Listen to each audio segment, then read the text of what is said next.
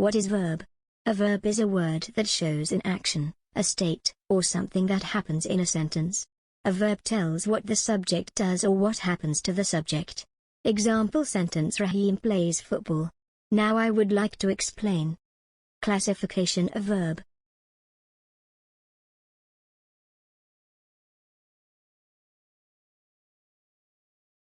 Today, I'm going to share about stative verbs. First of all, what is a stative verb? A stative verb is a verb that describes a state, feeling, possession, or condition rather than an action. It does not show a physical action.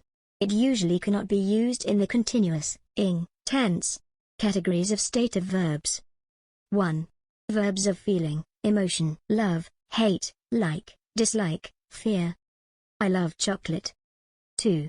Verbs of thinking, opinion, belief: know, believe, think, understand, remember. She knows the answer. 3. Verbs of possession, ownership: have, own, belong. He has a car. 4.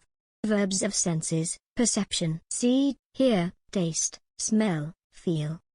This cake tastes sweet. So, I show the 100 stative verb meanings of Bangla with examples.